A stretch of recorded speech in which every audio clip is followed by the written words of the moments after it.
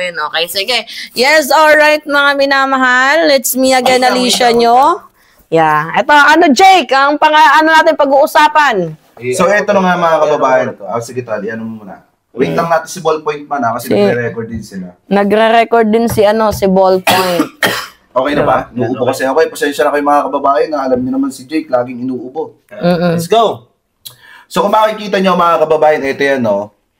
Alam naman po natin na sunod-sunod yung mga kalamidad na nangyari po dito po sa ating bansa. Nariyan na po yung lindol na nangyari sa Cebu at saka sa Davao.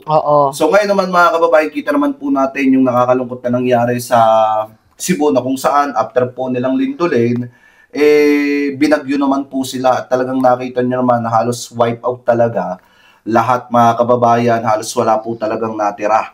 So dahil po dyan mga kababayan, nakita rin naman po natin yung sinseridad ni Pangulong Ferdinand Marcos Sr. na kung saan kahit hindi niya kasalanan, Junior, na kahit hindi niya po kasalanan mga kababayan yung nangyari, talagang taus-puso po siyang humingi ng kapatawaran sa mga kababayan Pilipino po natin na naapektuhan. Kasabay po noon, yung mga pagtulong din mga kababayan ng ating mahal na Pangulo. Gaya nga po ng sabi dito sa nakita po nating post, babasahin ko na lamang po, bagong Pilipinas, bagong sistema. Ang tunay na leader ay nakikita sa oras ng pangangailangan. Oy, kagaya ng sinabi ni Lenny Robredo, diba? In the difficult times and in the difficult moments, dapat nag-show up ka. Hindi katulad ng iba dyan, tingnan ninyo, bagyong Tino, ano yung nangyari?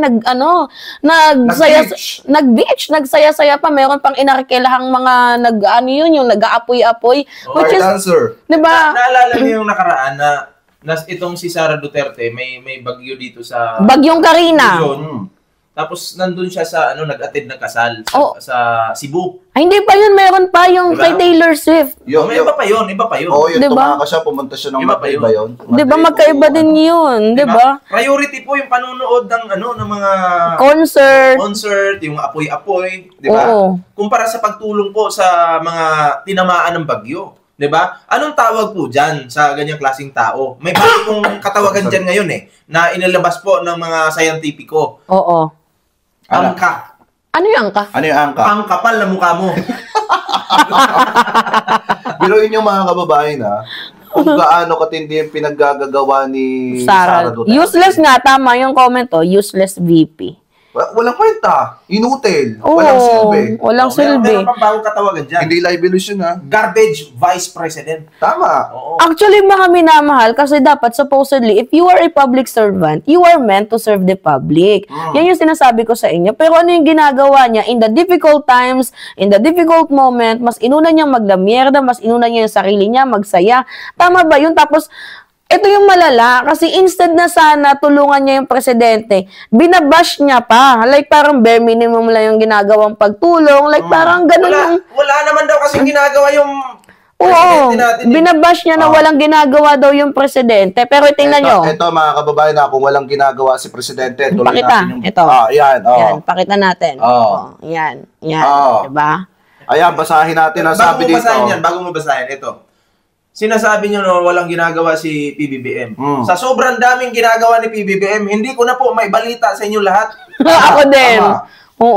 Kasi tulad na lamang mga kababayan, itong deklarasyon ng State of National Calamity, agarang aksyon para sa mga nasalanta. Ito yung DSWD QRF na nagkakahalaga mga kababayan ng 627 million pesos, standby funds, 2 million family food packs na naitulong mga kababayan. Tapos yung rapid distribution to 9 region. Ito pa mga kababayan, basahin pa natin, maraming nagawa si Presidente.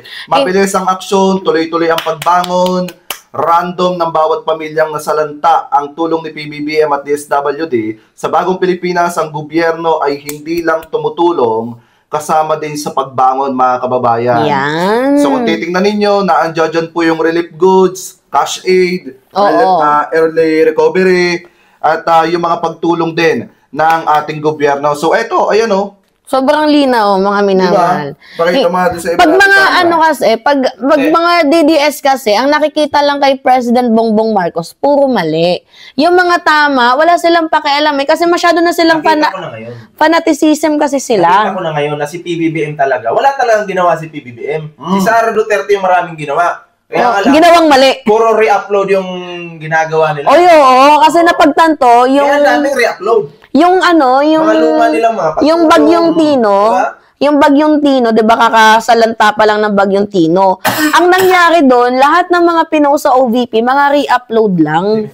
Ay, hindi tunay yun? Hindi tunay, mga re-upload lang yung ginawa ni ano. Ay, grabe, no? Oo, kaya nga nabash. Kaya nga siya nabash kasi yung totoong Vice President Sara Duterte natin nandoon naglalamierda, nandoon sa may beach. Samantalang yung mga pinopost nila sa Facebook, mga re-upload lang. Kaya mas lalong nabash. Ginagawa, no? At saka after ang daming ginagawa re-upload. Oo. Re-upload. Re-upload lang. Ibig sabihin, wala talaga silbi. Wala nga, trash nga. Ito lang yung ginawa niya, mga kababayan, nung may paparating na bagyong uwan ba yun? Nag-video lang. Ito. Yung nagpahayag lang ng Bigyan ano. mo nga lang yan ng reaction bago. Play mo muna sa kanila. Nagbabala ang pag-asa. Wait, ay, putik lang. Play mo muna. Nawala, in-scam ni Sarah. Storm na posibleng umabot sa super typhoon sa mga araw ng November 9 at 10. Pakinggan Ang mo. bagyong uwan ay sinasabing posibleng dumaan sa central o northern Luzon. Ang pinakamataas na babalang itataas para kay Juan ay ang signal number 5. Ang signal number 5 ay nagpapahiwatig ng mga hangin na umaabot sa 185 kilometers per hour o mas mataas pa. Ito ang mga panganib at epekto ng super typhoon. Mas mapanganib si Sarah. Ano natin? Nakakapikon. Ito, bigyan ko ng reaction yan. Short reaction lang. Nakakapikon. Alam mo, Sara Duterte, ang plastic mo. May pa-video-video ka pa dyan. Malalamon ba ng mga Pilipino yung babala mo dyan? Ikaw lang yung kumita dyan. Oo. Ang gawin mo na lang sana, nag-ipon ka ng mga relief goods para itutulong pag dumating na yung bagyo, di ba? Kasi ito yung nakakatawa, men. Bago pa dumating yung bagyo, di ba? Alam naman natin na may Philippine Area of Responsibility. Nakikita naman natin kung anong oras, anong petsa tatama yung bagyo. Pero ito yung nakakalungkot kasi despite na kahit alam nila, hindi man lang nag-ready ang Office of the Vice President na pwede nilang relief goods na pantulong. Instead, ang ginawa niya, mas inuna niyang maglamierda. Parang si PBBM lang yung kanyang inaasahan. Like, supposedly, di ba, dapat nagtutulungan sila. Alam mo ba bakit ginagawa yun ni Sara Duterte? Bakit? Isa lang sagot dyan. In-hotel talaga siya. Hindi. Tamad. Yan. BP tamad. Yan yung totoo. Tamad naman talaga. Hindi ko nga alam mga partner kung may vice president pa tayo. Wala nga. Hindi ko Pero nararamdaman. meron tayong Pangulo. Sa buong ang daming mga vice president na nagdaan, pero ngayon ko naranasan yung pinaka-worstong vice president. Te, baka matay ka dyan, te, ha? Te, baka matay ka na kakaano mo. Di ba? Nagagalit na. Di ba? Hoy, balik nyo kay kay Meral Cubeta ang usapan. Scam kasi yan. Scam? Scam, mga kababayan. Ito, pasadahan natin ng konti, ha. Hoy, Marcoleta.